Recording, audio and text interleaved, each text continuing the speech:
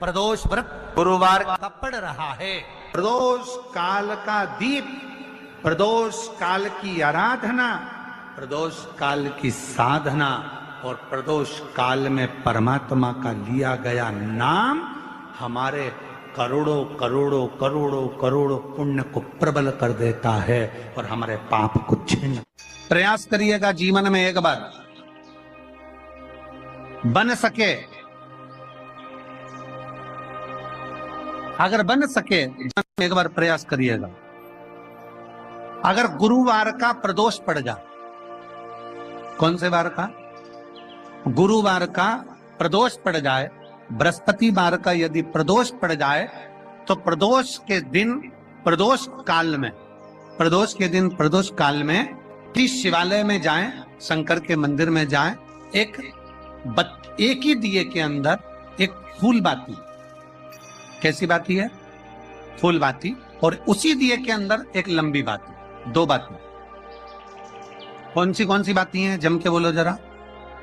एक फूल बाती, एक लंबी बाती, दो बाती। एक ही दिए के अंदर फूल बाती, लंबी बाती दोनों रख लें। थोड़ा सा घृत की बातियां, तेल की बाती नहीं, घी की बाती रखें और दोनों बातियां उसमें रखकर 3 बेलपत्र भगवान शंकर के मंदिर में लेकर जाएं। दिए को भी प्रज्वलित नहीं करना है। पहली बेलपत्र नंदीश्वर की जो ऊपर का भाग होता है, जिसको हम शिव तत्व भाग कहते हैं, नंदी के पीठ पर एक भाग होता है जिसको शिव तत्व भाग कहा जाता है, वो नंदी की पीठ पर जो भाग है वहां पर एक बेलपत्र समर्पित कर। दूसरा बेलपत्र आप जो माता पार्वती जी का, जैसे ये शिवलिंग है और ये गोल भाग है, ये माता पार्वती जी का हस्तकमल है, तो माता पार्वती जी का जो हस्तकमल है, इस हस्तकमल पर कहीं पर भी एक बेलपत्र आप समर्पित कर दें। और तीसरे नंबर की जो बेलपत्र है वो भगवान शंकर पर समर्पित कर दें। जो दिया आप लेकर गए हो मंदिर में, उसी दिए को नंदी और महादेव इन दोनों को दर्शन कराते हुए अगर मंदिर के अंदर लगाने दें दिया तो ठीक है, ना लगाने दें तो दीप को बीच में बस स्पर्श कराकर, भले बाहर जाकर लगा दो, पर प्रयास करो वो दीप, वैसे तो बीच में नंदी और शिव के मध्य में वो दिया स्पर्श होना चाहिए। जैसे ये नंदी है और ये शिव है, तो इसके मध्य में दीप स्पर्श कर ले, भले उसको जलाने ना दें, पर स्पर्श मात्र कर कर अगर आपने एकांत में कहीं पर भी ले जाकर लगा दिया, उस दीप को जला दिया, तो गया हुआ कितना भी करोड़ रुपया हो, वो धीरे धीरे कर कर गया हुआ धन हमारा वापस आता ही। कोई खाकर भी बैठ गया तो देगा जरूर, वो धन आएगा जरूर, कैसे भी आएगा, पर अपनी संपदा वापस। कल भी कथा में कहा था कि मंदिर नहीं जा सकते तो उसकी चौखट का दर्शन करो। उसके दरवाजे के द्वारपाल वीरभद्र मणिभद्र और उसके चौखट पर बैठी है भाग्य देवी। शिव महापुराण की कथा कहती है, जो शंकर भगवान के, आप कभी अगर मौका लगे तो प्रयास करा करो कि शंकर के शिवालय में जब आप प्रवेश करें, शंकर भगवान के शिवालय में जब आप जल चढ़ाने के लिए जाएं, तो वहां जो मुख्य जो गर्भगृह की जो चौखट होती है, गर्भगृह की जो चौखट होती है, प्रयास करना चाहिए कि उस गर्भगृह की चौखट को प्रणाम करना चाहिए। और प्रयास ये भी करो कि गर्भगृह की जो चौखट होती है उस पर लात न रखते हुए आप उस चौखट को लांघने का प्रयास करा करो। चौखट को लांघ, गर्भगृह की चौखट को प्रणाम। अगर आपने दूर से भी शिखर का दर्शन करा है, आप दूर खड़े हो और आपको बाबा विश्वनाथ का दर्शन नहीं हो रहा है, आप दूर खड़े हो, आपको महाकाल राजा का दर्शन नहीं हो रहा है, आप दूर खड़े हो, आपको ओमकारेश्वर बाबा का दर्शन नहीं हो रहा है, आप दूर खड़े हो, आपको भीमा शंकर बाबा का दर्शन नहीं हो रहा है, आप बहुत दूर खड़े हो और मान लो आपको केदारेश्वर बाबा का दर्शन अंदर नहीं हो रहा है, बहुत लंबी लाइन में खड़े हो, तो बाबा की चौखट का अगर दर्शन कर लेते हो, उस पर ध्यान भी लगा लेते हो, तो भाग्य पलट कर ही रहता, भाग्य पलटता ही है। स्मरण किया होगा कि ये शिव महापुराण में पहले वर्णन करा है कि शंकर जी पे चढ़ा हुआ जल लाकर अपने दरवाजे की चौखट पर छींटो। सुना था कि नहीं सुना था? जम के बोलो जरा। सबने सुना था ना कि अपने दरवाजे की चौखट पर छींटो, अपने दरवाजे के अंतर्गत छींटो। उसका कारण क्या था? उसका केवल एक कारण है कि भगवान शंकर पर चढ़ा हुआ जल अगर थोड़ी सी भी रज लगकर आ गई, भगवान शिव का चढ़ा हुआ जल अगर हमारी चौखट पर, दुकान पर आकर अगर छिटक दिया तो कुबेर का भंडार मेरा महादेव भर ही दे। शंकर भगवान तुझे ना हार देंगे ना अंगूठी देंगे, पर शंकर भगवान तेरी किस्मत पलट दे। गुरुवार की प्रदोष पड़ती है तो शिव गंगा के स्थल पर निवास करते हैं। गुरुवार की प्रदोष शत्रुओं का नाश करती है। ऐसी प्रदोषों का नियम वर्णन किया। फिर लिखा शिव महापुराण में, बड़ा सुंदर लिखा वेदव्यास जी ने। मान लो आप प्रदोष का व्रत नहीं कर सकते, आप अगर व्रत नहीं कर सकते तो प्रदोष के दिन, प्रदोष काल में शाम का समय सूर्यास्त का कुछ पल, कुछ घड़ी के पहले से लेकर बाद तक का प्रदोष काल के अंतर्गत आप शंकर जी के मंदिर में जाकर 1 लोटा पानी, 5 बेलपत्र भी अगर समर्पित करते हैं तो संपूर्ण प्रदोष का फल आपके भाग्य में प्रबल हो जाए। शिव महापुराण में शिव कथा कहती है, नंदी का एक पांव जो ऊपर होता है, आप लोग दर्शन करे होंगे शंकर जी के मंदिर में नंदी के, तो नंदी का एक पांव उठा हुआ होता है, एक पांव नीचा की ओर होता है।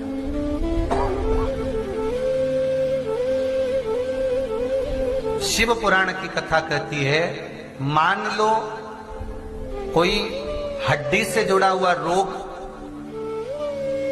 नेत्रों से जुड़ा हुआ, मस्तिष्क से जुड़ा हुआ कोई रोग रहता है तो एक नीले कलर का फूल आता है महाराज, उस फूल में हल्दी डालकर गुरुवार का प्रदोष पड़ने पर जो नंदी के पांव के पास समर्पित कर देता है महाराज, उसका रोग धीरे धीरे समाप्त होने लगता है। लिंग पुराण कहती है कि नंदीश्वर भगवान के सामने जो पुष्प समर्पित करा जाता है उसको, ये तो लिखा था स्कंद पुराण और शिव पुराण। लिंग पुराण कहती है जो फूल आपने समर्पित करा उसको लाकर पानी की बाल्टी में डालकर आप स्नान भी कर सकते हो, उससे भी हड्डी के जितने रोग होते हैं उसमें आराम लगने लगा। जैसे कहीं शरीर नहीं चल रहा, हाथ झुन्न पड़ रहा है, हाथ काम नहीं कर रहा, हाथ में झुनझुनी आ रही है, कंपन आ रहा है, उसमें भी ये प्रयोग कर, पर होना चाहिए बृहस्पतिवार की प्रदोष। कौन से वार की? बृहस्पतिवार, गुरुवार की प्रदोष। प्रदोष के दिन यदि आपको कहीं से शमी पत्र मिल जाए, प्रदोष के दिन यदि कहीं से आपको शमी पत्र मिल जाए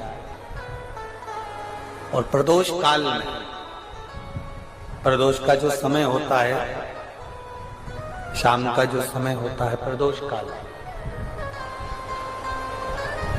4 प्रदोष 5 प्रदोष आप कर देखिएगा कि आपका कोई काम है, कोई नौकरी के लिए आप अप्लाई कर रहे हैं, कोई समस्या बड़ी विकट आ गई है, कोई तकलीफ विकट आ गई है, कोई समस्या विकट आ गई है, प्रदोष के प्रदोष काल में अगर एक शमी पत्र भी आप घर के शिवलिंग को, अब ये करने के लिए आपको मंदिर के शिवलिंग नहीं जाना, अपने घर में जो शिवलिंग, चाहे वो स्फटिक का हो, पारद का हो, कंकर शंकर का हो, लकड़ी का हो, जो शिवलिंग तुम्हारे घर में, कांच का हो, चाहे वो नर्मदा के कंकर का हो, नर्मदेश्वर हो, पाषाण का हो, जो शिवलिंग चांदी का हो, सोने का हो, तांबे का हो, पीतल का हो, जो शिवलिंग तुम्हारे,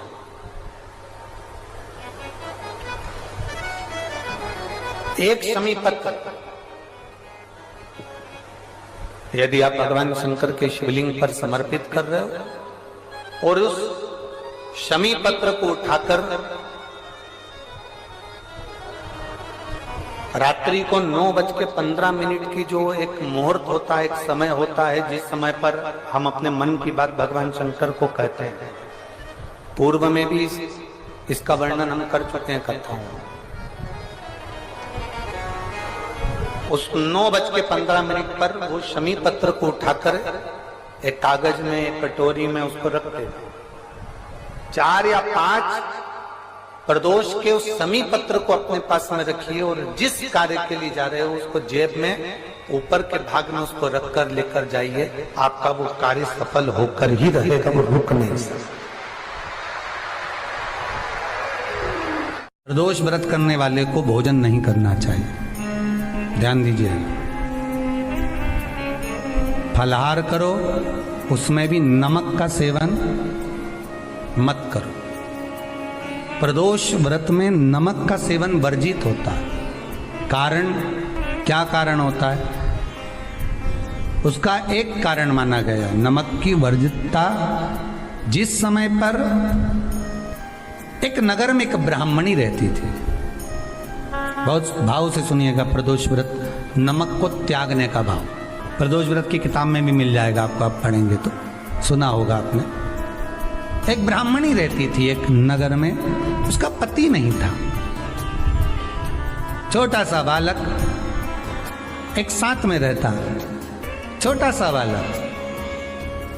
अब ब्राह्मण के घर की धर्म पत्नी है। ब्राह्मण कर्मकांड करने वाला, पूजन करने वाला, पाठ करने वाला, अनुष्ठान करने वाला, पूजन करने वाला, मंत्र जाप करने वाला, भगवत भक्ति में डूबने वाला। ब्राह्मण तो चले गया, ब्राह्मणी बच्चे के साथ रह रही। क्या करे वो? अकेली निवास कर रही है, अकेली रह रही है। और ब्राह्मणी बच्चे के साथ भ्रमण करती रहती, घूमती, कहीं कहीं दर दर जाकर कुछ भिक्षा को मांग कर लेकर आ जाती। और भिक्षा लाने के बाद में उस भिक्षा को जब लेकर आती तो अपने बच्चे को भी खिलाती और स्वयं भी उसका पान करती। एक दिन ब्राह्मणी भ्रमण करते करते प्रदोष काल के समय पर शिव मंदिर में प्रवेश करी। प्रदोष काल के समय और शंकर मंदिर में जब प्रवेश करा, प्रदोष काल किसको कहते हैं? सूर्य अस्त हो रहा हो, रात्रि प्रवेश कर रही हो, दोनों का जब मिलन हो रहा हो वो प्रदोष काल कहलाता। दोनों का जब मिलन हो, सूर्यास्त हो रहा हो, रात्रि अपना चरण बढ़ाने के लिए आगे बढ़ रही हो और दोनों का जब मिलन हो रहा है, वो प्रदोष काल है, वो प्रदोष का समय है। ब्राह्मणी मंदिर में प्रवेश कर रही। जब ब्राह्मणी मंदिर में प्रवेश करी, मंदिर के अंदर पहुंची, प्रदोष काल का समय था, प्रदोष का समय चल रहा था। और प्रदोष काल के उस समय में, प्रदोष काल के उस समय में जब ब्राह्मणी ने देखा कि कोई भगवान की भक्ति में लगा हुआ है, भगवान के रस तत्व में डूबा हुआ है। आज ब्राह्मणी के पास में कुछ पदार्थ नहीं है, अपने बच्चे का पेट भरने के लिए कोई सामग्री नहीं है, और कुछ आस लेके वो प्रवेश करी है, कुछ आस लेकर वो अंदर प्रवेश कर जाती है। कोई ऋषि की पत्नी, कोई ब्राह्मण जन की अर्धांगिनी उस प्रदोष के समय पर शंकर का अभिषेक पूजन कर रही थी, भगवान शिव की आराधना कर रही थी, भगवान की भक्ति में डूबी हुई थी। जब भगवान शिव की आराधना में डूबी हुई है, आराधना कर रही है, ये कुछ पाने के लिए चली गई, ये कुछ पाने के लिए गई और इसके मन में आया कि मैं कुछ, मुझे भोजन का कोई पदार्थ मिल जाए, मुझे कुछ भोजन मिल जाए, और जब मुझे भोजन मिल जाएगा तब मैं जो पाऊंगी अपने बच्चे को भी पाऊंगी। पर जिस मंदिर में वो प्रवेश करी थी, जहां पर नारी पूजन कर रही थी शंकर की प्रदोष काल में, वहां पर पड़ी हुई कुछ वस्तु को इस ब्राह्मणी ने मांग लिया। मेरे बालक को बहुत भूख लगी है, मेरा बच्चा बड़ा भूखा है, इसके भोजन के लिए थोड़ी सी सामग्री दे दीजिए, इसके भोजन के लिए थोड़ा सा कुछ रस तत्व दे दीजिए। उसने उठाया थोड़ा सा पदार्थ कुछ जो उसके पास में था वो दिया। जब दिया तो देने के बाद जब उसे प्राप्त हुआ और होने के बाद में जब वो मिल गया उसको, तो उसने उस समय पर उस पदार्थ को जैसे ही मुख में लिया, लेते ही कहा इसमें तो स्वाद नहीं है, इसमें स्वाद नहीं है। उस ब्राह्मणी ने बड़ा सुंदर एक संवाद कहा। घर का जो बड़ा होता है ना, घर का जो बड़े होता है, घर का बुजुर्ग जो होता है, घर का जो प्रथम स्थल प्राप्त करने वाला, मेन कुर्सी पर अच्छी जगह पर जो बैठने वाला होता है ना, ब्राह्मणी कहती है वो कभी किसी वस्तु में ऐब नहीं देखता, मिनक नहीं निकालता। समाज के अन्नकूट होते हैं, समाज के जब अन्नकूट होते हैं महाराज, समाज के जब अन्नकूट होते हैं, बड़े बड़ी समाजों में जब कार्तिक महीने में अन्नकूट महोत्सव होते हैं, बहुत सारा प्रसाद बनता है। जो बुजुर्ग होते हैं ना, बड़े समझदार लोग होते हैं ना, तो अन्नकूट की जब प्रसाद खाने बैठते हैं ना, उसमें नमक नहीं भी होता ना तो नहीं बोलते कि इसमें नमक नहीं है। पर जो हमने डोनेशन दिया है, जब तुम आए थे समाज वाले तो हमने 1000 का लिफाफा दिया, 500 का लिफाफा दिया, 2000 का लिफाफा दिया और भोजन ऐसा बनवाया। एक व्यक्ति वो जो खाकर चुपचाप चले गया और एक व्यक्ति वो जिसने प्रसाद पर उंगली उठाई। इन दोनों को अन्नकूट की तारीख पे इनका नाम लिख लो और अगला अन्नकूट आए तब दोनों की दशा देखना। एक जो चुपचाप खाकर चले गया, भगवान के प्रसाद को प्रसाद मानकर, प्रभु का दर्शन मानकर लेकर चले गया, वो उन्नति की सीढ़ी पर चढ़ता चले गया।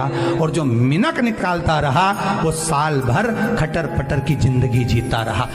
भगवान के प्रसाद में कभी भी ध्यान रखिएगा, भगवान के प्रसाद के अंतर्गत स्वाद की कोई मूलता नहीं होती। भगवान का प्रसाद स्वयं स्वाद है। भगवान के प्रसाद में नमक नहीं देखना, मिर्ची नहीं देखना, भगवान के प्रसाद में शक्कर नहीं देखना, भगवान के प्रसाद में कुछ ये नहीं देखना कि कितना माल डला, कितना घी, कितना बादाम, कितना काजू, कितना इलायची डला। हाँ, यहां तक शास्त्र कहता है कि भगवान का प्रसाद अगर बन रहा है तो उसकी सुगंध भी नहीं ली जाती है महाराज। यहां तक शास्त्र कहता है, जब तक भगवान उसको पानी ले तब तक उसका सुगंध भी नहीं ली जाती। और कई कई जगह तो भगवान को प्रसाद अगर सूखा सामान हाथ में आ गया, इलायची कैसी है, मंदिर के अंदर जाने वाली है भगवान को डालने के लिए, लाओ यार किसकी दुकान से आई इलायची बताओ, इलायची 25 बार सूंघा, हाँ हाँ अच्छी है, अब सूंघ लिया तो भगवान इसको स्वीकार करेगा क्या? अरे जम के तो बोलो। एक फूल तुमने बगीचे से तोड़ा और सोचा इसमें पहले मैं सूंघ लेती हूँ, इसमें स्वाद है कि नहीं, इस फूल में गंध है कि नहीं, इसमें सुगंध है कि नहीं, और फूल सूंघ लिया, उसके बाद तुम भगवान को देखो, भगवान स्वीकार करेगा नहीं। कई कई घरों में तो हंडी से दाल चलाती जाए अपने हाथ में डाल के। महाराज ब्राह्मणी ने जैसे मुख में लिया थूक दिया। ये श्रेष्ठ नहीं है। जो ऋषि की पत्नी अंदर पूजन कर रही थी प्रदोष काल में, उसने कह दिया, आपका चेहरा बता रहा है कि आप ब्राह्मण की धर्म पत्नी, पर आज आप दर दर जाकर अगर भिक्षा मांग रही हो, दर दर जाकर अगर भीख मांग रही हो, दर दर जाकर भिक्षा को मांग रही हो, तो इसमें आपके पति का दोष नहीं है, दोष आपका है। क्योंकि आप भगवान के प्रसाद में भी जो स्वाद देखी थी ना, ये आपका एक जन्म का नहीं है, ये ना जाने कितने जन्म का है। ब्राह्मणी के मस्तिष्क में बैठ गया, ब्राह्मणी के उस वो कहा ना, वो बक्कल में नहीं अक्कल में बैठ गया कि ये स्वाद नहीं देखना। इसलिए प्रदोष व्रत के अंतर्गत ब्राह्मणी ने उस दिन से विचार कर लिया कि जैसे आप पूजन कर रही हो, जैसे आप अर्चना कर रही हो, जैसे आप आराधना कर रही हो, ऐसी आराधना, ऐसी पूजन, ऐसी भक्ति मैं भी करूँगी, ऐसी आराधना मैं भी करूँगी। अब मैं स्वाद नहीं देखूंगी। तो प्रदोष व्रत करने वाले को ध्यान रखना चाहिए कि नमक का सेवन ना करे, भोजन ना करे, फलाहार करिए, फल का आहार करिए, प्रयास करिए। और यदि आपने व्रत का ले लिया भोजन का कि हम तो एक टाइम फलाहार करेंगे एक टाइम भोजन करेंगे, ऐसा भी कई लोग प्रदोष ले लेते हैं, तो वो बात आपकी है, आप तक रखो, ठीक है, अपने मन तक। ठीक है, बाबा आपकी मनोकामना पूर्ण करे, वो भी आओ। अरे भगवान को धन्यवाद दो कभी कभी कि तूने अच्छे घर में पैदा किया, अच्छा परिवार दिया, अच्छा पति दिया, अच्छी पत्नी दी, अच्छे बच्चे दिए, अच्छा कुटुंब दिया, घर दिया, दुकान दी, जमीन जायदाद दी, शरीर अच्छा दिया, हाथ पैर आंख नाक मुंह सब बढ़िया दिया, एक के भी निपटा के नहीं भेजा तूने। मान लो एक आध निपटा के भेज देता तो क्या झगड़ा करने ऊपर जाते? एक ही कान देता और एक गायब कर देता तो यहां से चिपका देता, तो क्या कर लेते? हाथ एक देता और एक गायब कर देता तो क्या झगड़ा करने जाते ऊपर कि मुझे ऐसा शरीर दिया? नहीं, भगवान को धन्यवाद देना कि मुझे अच्छे घर में पैदा करा, कटोरा लेके वहां चौराहे पे नहीं बिठाया, तूने अच्छा घर दिया, 2 समय की रोटी दे रहा है, खूब जोरदार शरीर दिया, भजन करने का मुहूर्त दिया, और बचा कुचा था तो ये सीवर वाला महाराज दे दिया, कथा सुनाने वाला। शाम के समय पर प्रदोष काल में बेलपत्री के पेड़ के नीचे, चाहे शंकर के मंदिर के दरवाजे पर या शिव मंदिर में, अगर आप प्रदोष के दिन दिया लगाते हो, सोमवार के दिन दिया लगाते हो, तो ऐसा कोई व्यक्ति नहीं जिसको मेरे देव अधिदेव महादेव मेरा विश्वनाथ भंडार नहीं भरता हो, खाली नहीं छोड़ेगा, दे देगा, भंडार भर देगा, कमी तो नहीं रख सकता, ये पक्का। पर तुम करना ही नहीं चाह, 2-4 सोमवार करो और उसके बाद के तो महाराज जी हमने तो करा था, हमको तो मिला ही नहीं, 2-1 प्रदोष करा तुमने, अरे 1 साल करो, सारे दर बदर भी तो अपन ठोकर खा कर आए, इतना साल निकाला अपन ने, और 6 महीना 3 महीना 4 महीना भगवान से निवेदन तो करो, दिल से कहो तो सरी, नी भंडार भरे तो बात दूसरी, एक बार बोलो तो। पर जगत के लोगों के सामने जाकर मत कहना, कहना तो देव अधिदेव महादेव से कहना। प्रदोष व्रत करने वाले को प्रदोष के दिन प्रयास करना चाहिए कि रात्रि के समय पर आधा घंटा 10 मिनट 20 मिनट जागरण करे। जागरण मतलब थोड़ा भगवान का भजन कर ले, भले 4-5 माताएं इकट्ठी नहीं हो तो अपन अकेले ही कर लो, अपन अकेले कम है क्या भाई, अपन कम पड़े, आराधना अकेले भी करो, जागरण करो। जब आपकी 11 प्रदोष हो जाए, 26 प्रदोष हो जाए, तब उद्यापन करो। उद्यापन 2 ब्राह्मणों को जोड़े से बुलाओ, ब्राह्मणों को जोड़े से बुलाकर उनके चरणों की पूजन कर कर, आराधना कर कर, सुंदर मंडप तैयार कर कर भगवान का, उसमें सुंदर रंगोली डालकर मंडल बनवाकर पूजन करो शंकर भगवान की प्रदोष का।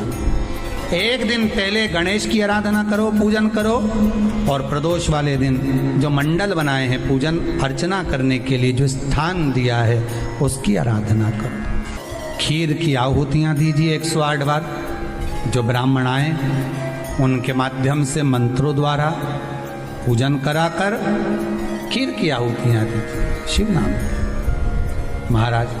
फिर ब्राह्मणों को जोड़े से भोजन कराकर, चरणों को नमन कर कर, दक्षिणा प्रदान कर कर, निवेदन कर कर ब्राह्मणों से कहें, हे ब्राह्मण देवता, आप हमें आशीर्वाद प्रदान करें कि जिस प्रदोष का हमने व्रत किया है उस व्रत का पुण्य फल हमें प्राप्त हो।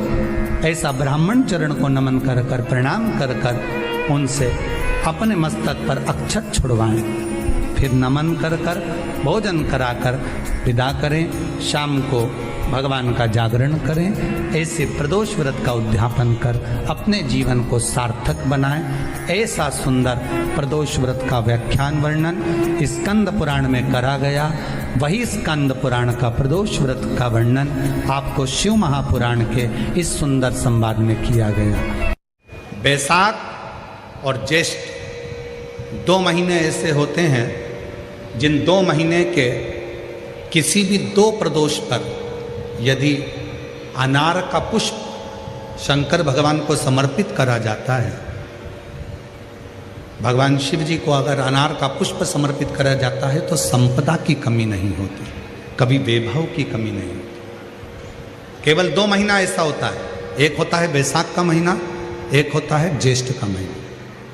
ये 2 महीने में कभी भी कोई सी भी 2 प्रदोष, किसी भी 2 प्रदोष को ले लो और उसमें अनार का फूल, जो अनार का फल लगता है उसमें फूल भी लगता है, अनार का यदि पुष्प, एक ही पुष्प यदि शंकर के शिवलिंग को समर्पित करा जाए तो कभी, हम तो यहाँ तक कहेंगे कि कोई बहुत छोटे से छोटा व्यक्ति है, भले हाथ गाड़ी चला रहा है, ठेला गाड़ी चला रहा है, रिक्शा चला रहा है, उसके पास धन नहीं है, बहुत कमज़ोर है, पैसा नहीं है, बहुत तकलीफ में है, बहुत दुखी है, तो हम तो उससे कहेंगे कि या तो बैसाख के महीने में या ज्येष्ठ के महीने में कोई भी 2 प्रदोष को अनार का पुष्प यदि वो समर्पित कर देता है तो निश्चित है उसके घर में वैभव संपदा बढ़ना प्रारंभ हो जाती है, कार्य में उन्नति है।